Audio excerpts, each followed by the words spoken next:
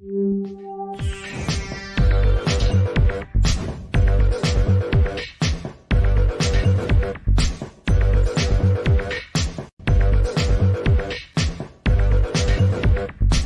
everybody, welcome to the show. You know where you are, the 9 at 9 with me, Tigo. And if you're sitting there right now, you know I've got an amazing expert coming up today. Today, my good buddy Shannon Rae is in the house. Ooh, she's a powerhouse, y'all. And we're going to talk about stairs. No, we're not talking about exercising. Sit right there. We'll be right back. Expert Talk is sponsored by Pod Nation TV, the podcast to broadcast network.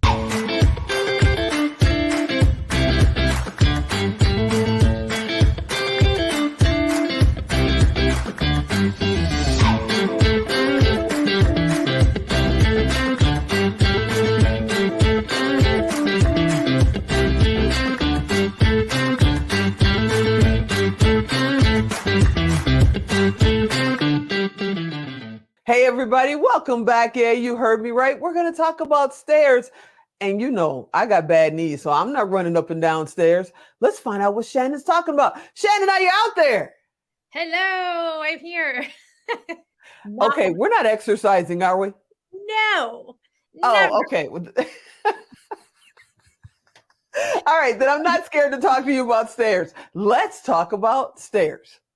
Yeah, so STAIRS is an acronym that I created when it comes to communication, because I have to do a lot of communicating in my work, in my personal life, being out in the wild with other humans.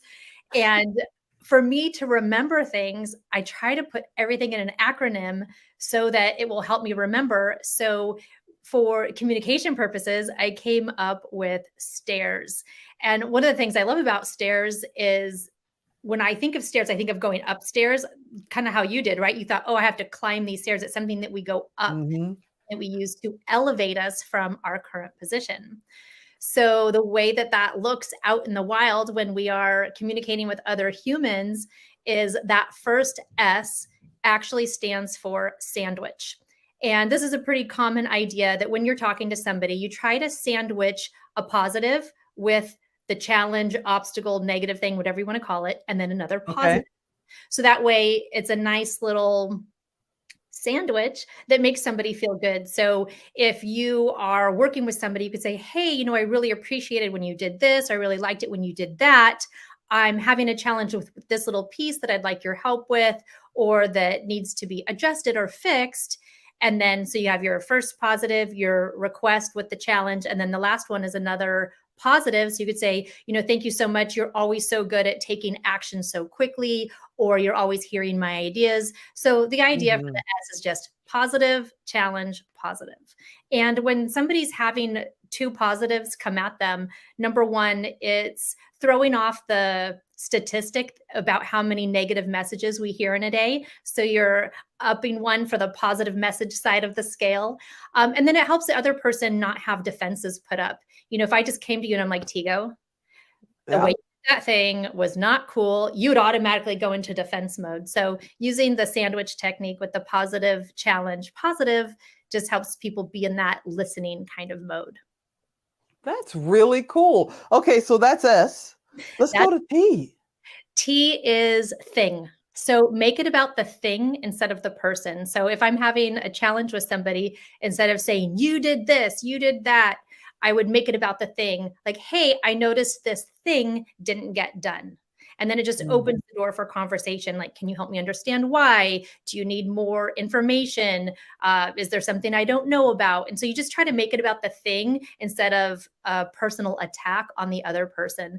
And that's usually how it feels when somebody comes at us when we've done something where we drop the ball. It does kind of feel like an attack. And so to help the other person not take it personally, but hey, this is something that needs to be done. It's cool. We're in this together. Make it about the thing. And again, it will help them drop their defenses. So then they're more likely to be able to brainstorm solutions. So you're a mom. Yes. How does this work? How does the T in stairs work with you and your children? Because you can use that with your kids, not just business communications, right? Yeah, it might sound something like, and this happens quite a bit. Hey, I noticed there's still dishes in the sink. What do you need to get that done? Is, you just open that door for communication. But hey, I'm noticing that there's still laundry in the basket. The trash hasn't been taken out yet. So just make it about that. And then you can just put in a reminder there. And we'll get to the I a little bit later, but just making your request for what you want done. That's way better than what my mom used to do. She would just threaten to take away everything in my world if I didn't get it done. That never really worked, though. Yeah. Maybe your way is much, much better. A lot of practice. And I've been a mom for 23 years now. Oh, stop lying. You look like you're 23. Oh my God. My twins are 23. So I've had a lot of practice with this. Wow. Wow. That's amazing. Okay. So A. A stands for and. So using the word and instead of the word but. So some people might have heard that when you use the word but, it erases everything before that in the sentence. So, hey, Tigo, you're doing a great job, but then you're going to go, wait a second, what but? And again, the defenses come up where if I could say, hey, Tigo, you're doing a great job, and could you do this as well? Or would you do this as well? And then expand on it from there. The word and has a lot better open kind of energy to it that will allow someone to better hear your request or hear what it is you're needing to say. So anytime you can erase the word but from your sentences is very helpful. And I have to joke about this. I'm laughing because the way that I learned about the word and was actually in improv. So I took classes to help me be on stage, to feel more comfortable just talking off the fly. And everything in improv is yes and. So you're always bringing in the other person's insights or ideas and then saying yes and this. So the funny thing for me is that when I'm using this, when people are talking to me, I'll say yes and I tend to overemphasize the and the people that are very close to me go, like, do. Like, sorry, but it's working. I love it. I love it. And see, and I'm one of those people that hates the but part, and you can feel it coming. Here comes the but. And you just immediately lock up and get ready to get hit by it. So I really like this idea of the A. That's amazing. Yeah. And again, you just proved my point, right? That all of these ideas are to help drop the defenses for the person that you're communicating with. And that's what we want. If my defenses are up, I'm not going to be able to be creative in helping find a solution, or I'm not going to be looking for the answer because I'll be busy internally trying to defend myself. Totally. Okay, let's go. Because he's going to cut us off when we don't get this done. So give me the I. We need to run up the stairs. Okay, the next one is I, which is I statements. So very simply being able to say, hey, I'm feeling this. I need this. I want that.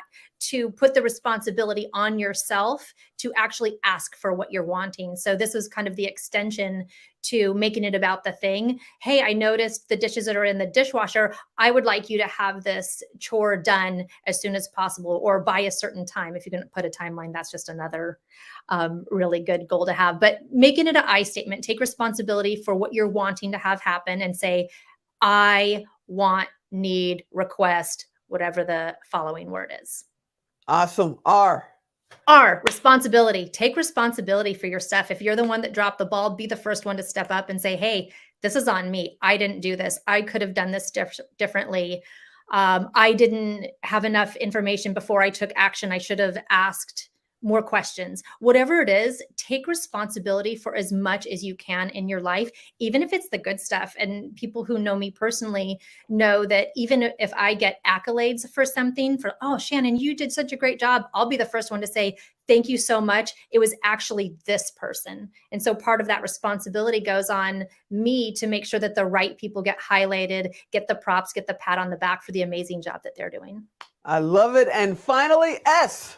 Smile. I know it sounds kind of silly and even a little bit juvenile, but when we smile, we can actually trick our brains into thinking that we're happy or that something isn't as treacherous or drudgery as it might feel. So before you have a conversation with somebody, especially if you're dreading it or not wanting to go into it for whatever reason, just smile. Even if it's for 10 seconds, just trick yourself into thinking that it's going to be okay. Because what happens is your body is going, oh, she's smiling. She must be happy. This must not be a big deal. So you actually train your mind and body to believe you. That's awesome. How do they get in touch with you? Email me at shannon@traumaedco.com. Forward to taking the stairs. This was awesome. Thanks for being on. You are so welcome. Thank you so much. And yeah, take the stairs and let me know how it works for you. That's awesome. I hope you guys loved this episode as much as I did. You know I want you to come back next time. And as always, I'm Tigo. I'll talk to you next time.